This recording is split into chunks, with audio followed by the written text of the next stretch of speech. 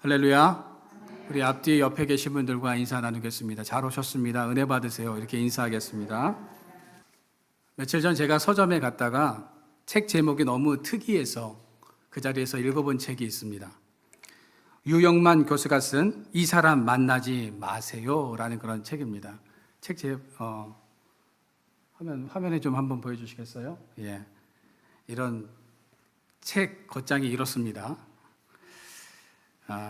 이 책에서는요, 우리가 인생을 살아가면서 만나지 말아야 할 사람이 있고 피해야 할 사람이 있다라고 말을 하고 있습니다. 그러면 이 책에서 소개하고 있는 우리가 인생을 살아가면서 만나지 말아야 할 사람들은 어떤 사람인지 우리가 알아보도록 하겠습니다. 먼저 첫 번째가 귀 막힌 사람을 만나지 말라고 이야기를 하고 있습니다. 일방적으로 자신의 이야기를 쏟아내는 사람을 말합니다. 귀는 막고 입만 열려 있어 남에게 말할 기회를 주지 않고 자신의 주장을 늘어놓기 바쁜 사람입니다. 이런 부류의 사람은요, 상대방의 말을 수용하거나 포용하지 않는다라는 거죠. 그래서 이런 유형의 사람들은 만나지 않는 것이 좋다라고 말을 하고 있습니다. 이런 부류의 사람을 다르게 표현하자면 완고한 사람이다라고 이렇게 표현할 수 있겠습니다. 완고하다는 변덕스럽지 않다, 변함 없는 사람이다라는 긍정적으로 우리가 이렇게 해석할 수도 있겠지만 사실 완고한 사람은 융통성이 없고 포용력이 없으며 자신의 주장과 자신의 실수를 인정하지 않는 부정적인 사람이기에 이런 사람은 만나지 말 것을 이 책에서는 소개를 하고 있습니다. 두 번째가요, 필요할 때만 연락하는 사람입니다. 우리 주변에 그런 사람들이 있죠. 언제나 자신이 필요할 때만 연락하고 나타나는 사람을 말합니다. 이런 사람들은요, 인간관계를 거래로 보는 사람의 유형이기 때문에 만나지 않는 것이 좋다고 이렇게 이야기를 하고 있습니다. 세 번째가요, 나뿐인 사람입니다. 자기 중심적인 사고를 하고 자기 입장만 고수하는 사람을 말하는 것입니다. 속된 말로 얌체 같은 그런 사람을 말하는 거죠. 네 번째가요, 365일 과시형의 사람입니다. 자신이 가진 경험과 지식을 높게 평가하면서 남의 생각은 인정하려고 하지 않는 사람의 유형이다라는 거죠. 다섯 번째가 감탄을 잃은 사람입니다. 이런 사람들은요, 변화를 거부하며 익숙함만을 추구하는 부류의 사람이다라는 겁니다. 더 나은 삶, 새로운 것에 대한 갈증이 없고 현실의 편안함과 안락함을 추구하며 사는 사람이다라는 거죠. 여섯 번째가 단점만 지적하느라고 장점을 볼 수 없는 사람입니다. 이런 부류의 사람들은요, 부정적이고 편향적인 시각을 가지고 있다라는 거죠. 그래서 장점보다는 남의 단점을 훨씬 더 잘 발견하고 지적하는 사람입니다. 이런 사람들은 만나지 말라고 이야기를 하고 있습니다. 일곱 번째는요, 대접받고 은혜를 저버리는 사람. 여덟 번째는 밥은 매일 먹으면서 운동을 매일 하지 않는 사람. 아홉 번째는요, 밥 먹듯이 약속을 지키지 않는 사람. 열 번째는요, 부정적인 눈으로 모든 것들을 삐뚤어지게 보는 사람. 그 다음에 11번째가요, 인간미가 없는 매정한 사람이고요.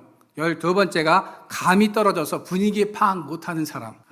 또 부끄러움을 모르는 모렴치한 사람, 거짓말을 밥 먹듯이 하는 비인격적인 사람, 무임승차해서 성과를 독차지하려고 하는 사람, 잘못을 덮어 씌우는 야비한 사람, 할 일을 남에게 떠넘기는 저속한 사람, 규율을 무시하는 몰지각한 사람, 변칙적으로 공동체의 질서를 파괴하는 사람, 새치기를 밥 먹듯이 하는 뻔뻔한 사람.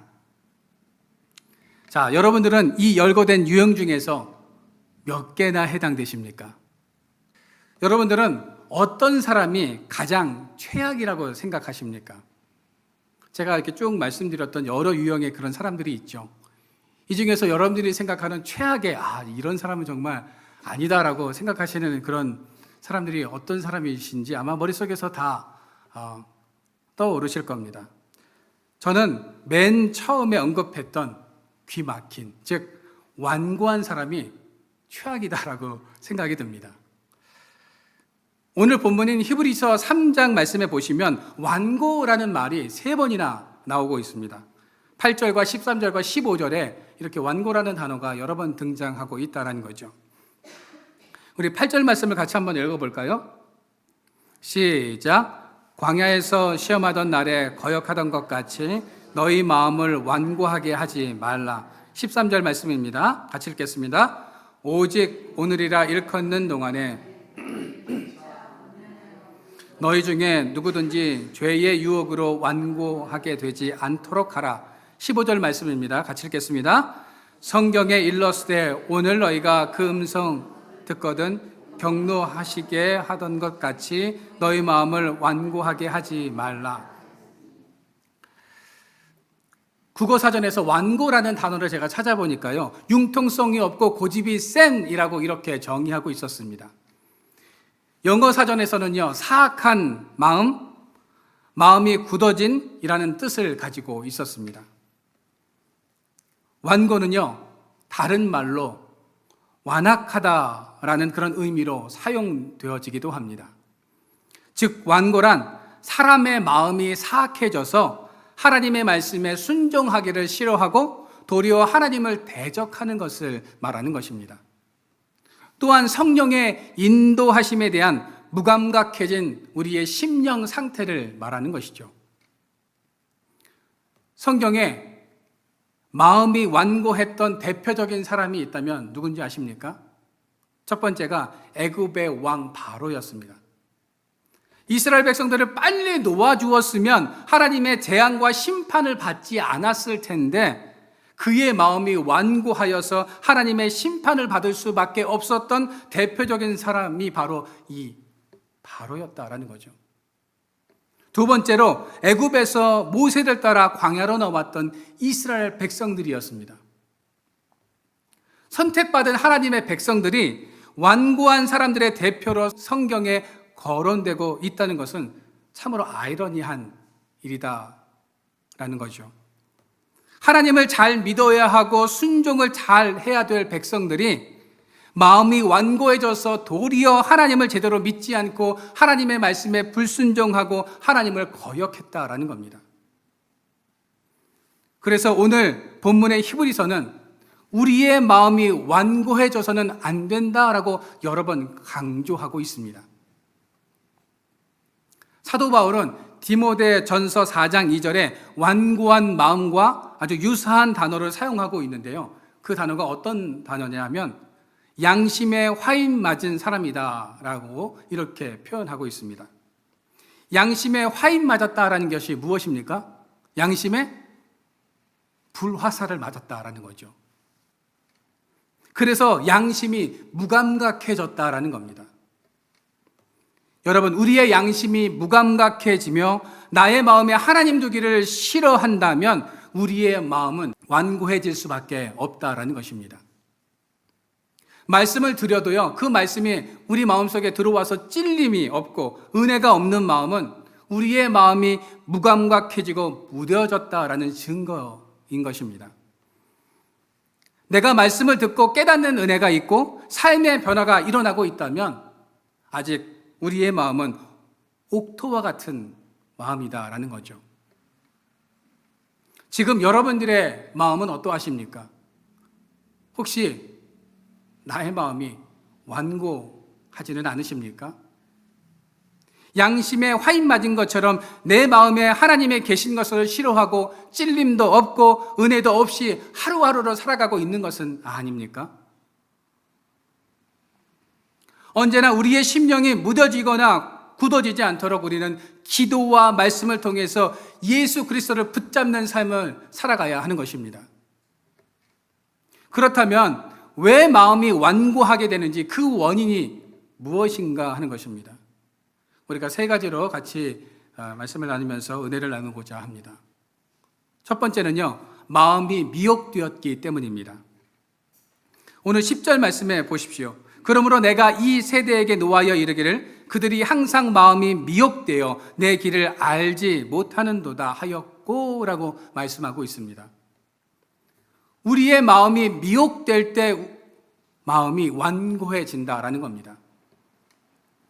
미혹된다라는 말은 방황하는 마음, 빗나간 마음, 정도에서 벗어난 마음을 말하는 것이죠. 즉 하나님의 다스림보다 사악한 것에 쉽게 마음을 뺏겨버리는 것을 말하는 것입니다. 여러분, 성경에 보면 삼손의 삶을 보십시오. 그 삶이, 그의 마음이 완악하여서 나실인으로서는 가지 말아야 할 곳에 갔고, 만지지 말아야 했던 부정적인 것들을 만졌고, 하지 말아야 했던 것들을 행하다가 비참한 최후를 맞이하게 되지 않았습니까? 이스라엘의 초대 왕이었던 사울도 블레셋과의 전투에서 사무엘을 기다려야 했는데 그는 완악하고 교만하여서 자신이 직접 번제를 드림으로 죄를 범하고 말았다라는 거죠. 우리의 마음이 죄에 미혹되면 내가 지금 가는 길이 필경 사망의 길임에도 불구하고 그것을 분별하지 못하는 어리석음을 범하게 된다는 것입니다. 여러분, 우리는 내 마음을 잘 다스려야 합니다. 무엇이 옳은지 무엇이 그른지를 판단하고 그 중심을 잘 지켜야 하는데, 미혹된 마음은 그저 환경과 상황에 따라서 요동치고 세상적이고 사악한 것에 마음을 빼앗겨 버리게 한다라는 겁니다. 여러분, 사람의 마음이 사악해져서 완고해지면 하나님의 뜻을 알 수 없게 되는 것입니다. 하나님의 음성을 들을 수 없게 된다는 거죠. 하나님께서 양심을 통해서 때론 그 하나님의 뜻을 우리에게 말씀해 주시기도 합니다. 또 때로는 세미한 음성으로 다가오셔서 우리에게 말씀해 주시기도 하죠. 기도 중에 깨닫는 은혜를 허락하여 주십니다. 그런데 마음이 완악하면 그 하나님의 음성과 은혜를 깨닫지 못하게 된다라는 겁니다. 우리 마음에 분노가 차 있으면 그 어떤 소리도 들리지 않게 됩니다. 주변에 만류하는 사람들의 소리도 들리지 않게 되죠. 자신의 생각과 고집에 사로잡혀서 분노하게 됩니다. 내 안에 분노라는 사악한 마음으로 가득 차 있기 때문에 하나님의 마음과 주변 사람들의 소리가 들어갈 틈이 생겨나지 않는다라는 겁니다. 그래서 분노에 휩싸이게 되면 사람이 어떻게 합니까? 꼭 범죄에 휘말리게 되어진다라는 거죠.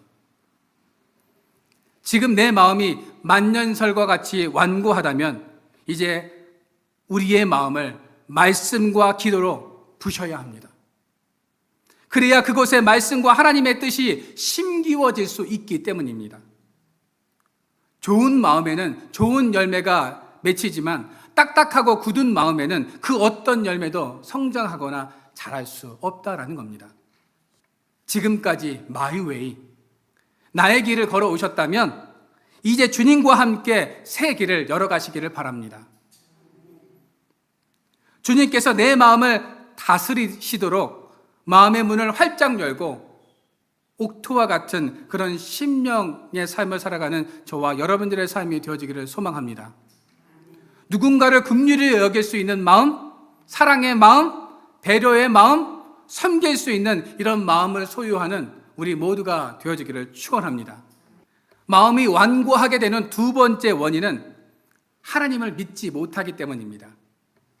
오늘 12절 말씀을 같이 한번 읽어볼까요? 시작. 형제들아, 너희는 삼가 혹 너희 중에 누가 믿지 아니하는 악한 마음을 품고 살아계신 하나님께서 떨어질까 조심할 것이요. 사람은 하나님을 믿지 못하고 신뢰하지 못할 때 그 마음이 완고해지는 것입니다. 그 완고하고 악한 마음을 품고 살아가는 사람은요, 하나님과 떨어지게 된다라고 성경은 우리에게 말씀해 주고 있습니다. 오늘 본문에서 떨어질까 조심하라의 의미는 칼로 잘라져서 단절되지 않도록 조심하라라는 그런 뜻입니다. 즉 우리가 악한 마음을 품고 살아가면 칼로 잘라지는 것처럼 하나님과 단절될 것이라고 성경은 우리에게 말씀해 주고 있다라는 거죠. 또 원어에 보면 떨어지는 것은 배교하게 된다라는 의미를 가지고 있기도 합니다. 하나님으로부터 단순히 떨어져 나간 것으로 끝나지 않고요. 하나님을 믿는 사람들을 낙심하게 하고 떨어지도록 하는 삶을 살게 된다라고 성경은 말씀하고 있다라는 거죠. 민수기 13장과 14장에 보면 모세가 가데스 바네아에서 12명의 정탐꾼들을 보냅니다. 그 12명이 돌아와서 보고를 하는데요. 10명은 어떤 보고를 합니까? 그들은 한 목소리로 이렇게 보고합니다. 저희들이 그 땅을, 가나안 땅을 정탐하고 돌아왔는데 그 땅은 우리를 삼키는 땅입니다. 그 땅의 사람들은 얼마나 건장한지 우리는 그 사람들에 비하면 뭐와 같다고 말하죠? 메뚜기와 같다라고 이렇게 보고를 합니다. 이 10명의 정탐꾼들의 말을 제가 쉽게 풀이하면 이런 겁니다. 모세가 우리를 속였고 하나님께서 우리를 속였습니다. 그 땅은 죽음의 땅이고 그 땅 사람들은 거인입니다. 우리가 그들을 이길 수가 없습니다. 하나님께서 그 땅을 우리에게 주신다고 하셨는데 그 땅을 차지하는 것은 우리가 볼 때는 불가능합니다 라고 이렇게 보고를 했다는 거죠. 그러자 이스라엘 백성들은 이 10명의 정탐꾼들의 이야기를 듣고 통곡하기 시작합니다. 한 사람도 빠지지 않고 통곡하며 울었습니다. 그때 여호수아와 갈렙이 뛰어나와서 이렇게 설교를 하죠. 왜 울고 있습니까? 저들은 우리의 밥입니다. 우리는 저 땅을 정복할 수 있습니다. 하나님께서 가나안 땅을 우리에게 주셨습니다. 그 사실을 믿고 우리 전쟁합시다. 앞으로 나아갑시다. 하나님을 의심해서는 안 됩니다. 라고 이런 말을 하죠. 그때 백성들이요, 울다가 울음을 그칩니다. 그리고 당신들의 말이 맞습니다. 하나님은 살아계십니다. 라고 이렇게 인정했으면 얼마나 좋았을까요? 근데 그들은 그렇게 행동하지 않았습니다. 여호수아와 갈렙을 향해서 돌을 들었습니다. 그리고 당장이라도 그들을 죽이려고 했다라는 거죠. 그 순간에 하나님께서 나타나십니다. 그리고 하나님께서 모세에게 이렇게 말씀하십니다. 민수기 14장 11절입니다. 우리 이 말씀을 같이 한번 읽어보도록 하겠습니다. 시작. 여호와께서 모세에게 이르시되 이 백성이 어느 때까지 나를 멸시하겠느냐? 내가 그들 중에 많은 이적을 행하였으나 어느 때까지 나를 믿지 않겠느냐? 이스라엘 백성들은 하나님을 신뢰하지 못하고 믿지 못했다라는 겁니다. 단순히 믿지 못하는 것을 넘어서서 지금 하나님을 배신하고 있습니다. 그들의 마음은 완고했습니다. 그 완고한 마음을 가지게 되었던 이스라엘 백성들은요, 결국 어떻게 됩니까? 민수기 14장 23절입니다. 우리 같이 한번 읽어보도록 하겠습니다. 시작. 내가 그들의 조상에게 맹세한 땅을 결단코 보지 못할 것이요 나를 멸시하는 사람은 한 사람도 그것을 보지 못하리라. 여호수아와 갈렙을 제외한 마음이 완고해진 사람, 하나님을 배신한 사람들은 광야에서 죽고 말았다라는 겁니다. 하나님의 살아계심과 하나님의 역사하심을 믿지 못하고 마음이 완고해진 사람들은 결국 하나님의 징벌을, 심판을 받게 되었다라는 거죠. 여러분, 마음이 완고해지면 우리에게 약속된 기업을 받을 수 없게 되는 것입니다. 완고한 마음은 하나님을 경노하게 만들 뿐이다라는 거죠. 오늘 본문 17절과 18절 말씀에 보시기를 바랍니다. 우리 말씀을 같이 한번 읽어볼까요? 시작. 또 하나님이 40년 동안 누구에게 노하셨느냐? 그들의 시체가 광야에 엎드려진 범죄한 자들에게가 아니냐? 또 하나님이 누구에게 맹세하사 그의 안식에 들어오지 못하리라 하셨느냐? 순종하니 아니하던 자에게가 아니냐? 오늘 성경 말씀에 보시면 완고한 마음을 가진 사람들을 뭐라고 지칭하고 있습니까? 범죄자라고 이렇게 지칭하고 있습니다. 그 사람들은 순종하지 아니하였기에 안식에 들지 못하게 되었다고 말씀하고 있습니다. 여러분, 우리의 마음이 완고해지면 하나님께 죄를 짓게 됩니다. 하나님께 불순종하게 됩니다. 하나님을 믿지 못하게 됩니다. 하나님은 이러한 자들에게 영원한 기업을 절대로 주시지 않는다라고 성경은 우리에게 말씀해주고 있습니다. 마음이 완고해져서 하나님의 기업을 놓친다라는 것은 오랫동안 준비하고 힘들게 오른 정상을 바로 눈앞에 두고 발을 헛디뎌서 추락하는 것과 같습니다. 여러분, 예전에 놀이 중에 뱀 주사위 놀이라는 그런 게임이 있었습니다. 여러분 아십니까? 한 번도 안 해보셨어요? 예. 저는 그 게임을 참 좋아하고 많이 해봤는데, 화면을 좀 한번 보여주시겠어요? 이런 겁니다. 저 맨 밑에가 1부터 시작해갖고 저 끝에가 100입니다. 주사위를 굴려서요, 딱 굴려서 6 나오면 6칸을 앞으로 가는 겁니다. 자, 그런데 착하고 선한 일을 하면요, 쫙 위로 높은 점수로 쫙 올라갑니다. 그런데 사악하고 나쁜 일을 하면 어떻게 돼요? 밑으로 쭉 떨어집니다. 자, 여기 20번 보십시오. 좋은 일을 하면요, 저렇게 74번으로 쫙 올라갑니다. 그런데 나쁜 일을 하면 저렇게 뱀이 모양이 보이시죠? 예, 저 뱀 모양대로 밑으로 떨어진다라는 겁니다. 예전엔 이런 주사위 놀이를 하면서 친구들과 이렇게 재밌게 놀았는데요. 이 놀이는 우리의 삶의 태도와 마음이 어떠해야 하는지를 이 게임을 통해서 우리에게 말하고 있다라는 거죠.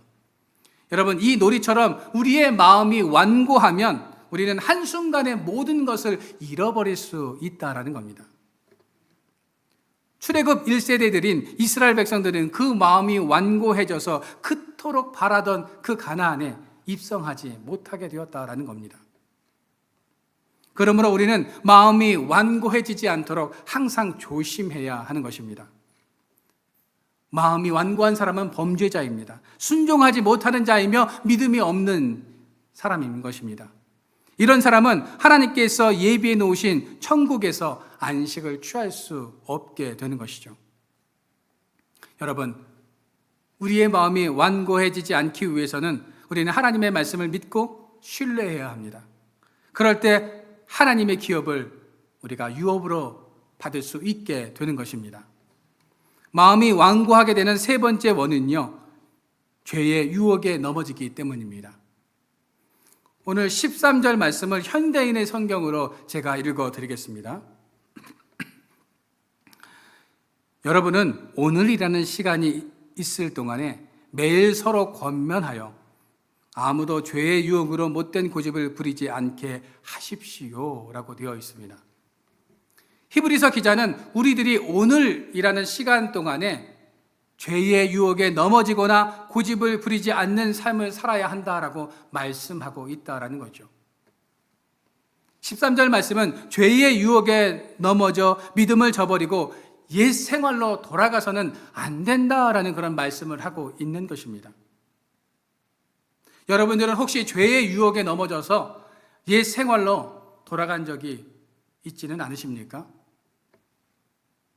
내 삶에 끊어내야 하는 것을 여전히 하면서 옛 생활에서 벗어나지 못한 것을 경험해 본 적이 있으실 겁니다. 우리가 옛 생활에서 완전히 벗어나지 못한 것은 우리가 여전히 유혹 가운데, 죄 가운데 살아가고 있기 때문입니다. 여러분, 죄도 한 번 짓는 게 어렵죠. 죄를 반복해서 지면 그것이 죄인지도 모르는 채 마음이 완고해지고 마음이 강팍해진다라는 겁니다. 처음에는요, 죄를 지으면 죄의식을 갖게 되어지죠. 그런데 그것이 계속 반복되어지면 그것이 죄인지를 모르게 되면서 그 마음이 사악해진다라는 겁니다. 그래서 내가 습관적으로 상습적으로 행하고 있는 반복적인 죄가 있다면 여러분, 그 죄를 끊어내야 합니다. 그 죄를 끊어내지 못하면 결국 모든 것이 그 작은 죄에서 시작해서 내 인생이 무너져 내리고 만다라는 겁니다. 그러면 우리 마음이 완고해지지 않도록 하기 위해서 우리는 어떻게 해야 하는 것일까요? 여러분, 다리에 쥐가 나면 어떻게 해야 합니까? 이렇게 침을 막 발라가지고 막 이렇게 발에 묻히면 쥐가 막 풀립니까? 예전에 이렇게 침 묻혀갖고 이렇게 하면은 쥐가 풀린다고 생각하시는 그런 분들이 있어서 그렇게 행동하는 그런 분들이 계셨는데요. 그렇지 않죠. 쥐가 나면 그 경직되고 굳어진 다리에 근육을 풀어주어야 합니다. 여러분, 우리의 마음도 마찬가지이다라는 거죠. 우리 마음이 굳어지지 않도록, 완고해지지 않도록 하려면 계속해서 부드럽게 해주어야 한다라는 겁니다.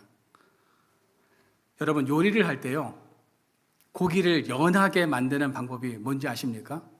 제가 여기 계신 그 살림의 백단들 앞에서 문자를 쓰는 거와 같은 것일 텐데요. 제가 인터넷을 검색해서 찾아보니까요, 키위, 파인애플, 배 등의 과일이나 무, 양파 등을 이용하면 고기가 아주 야들야들해지고 연해진다고 합니다. 고기를 빨리 연하게 만들려면 콜라나 사이다를 넣으면 고기가 빨리 연해진다고 하죠. 여러분, 우리 인생에서 사악해지고 굳어진 우리의 마음을 연하게 만들 수 있는 방법은 무엇일까요? 콜라를 마시면 될까요? 키위를 막 먹으면 될까요?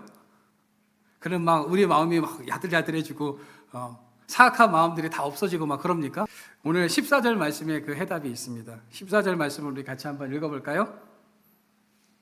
같이 한번 읽어보겠습니다. 시작. 우리가 시작할 때에 확신한 것을 끝까지 견고히 잡고 있으면 그리스도와 함께 참여한 자가 되리라. 이 말씀이 이해가 되십니까? 시작할 때 확신한 것을 끝까지 견고히 잡고 있으면 이라고 말씀하고 있는데요. 여기서 시작할 때의 확신은요, 바로 처음 믿음입니다. 예수 그리스도를 처음 받아들였을 때의 그 확고한 믿음을 말하는 것입니다.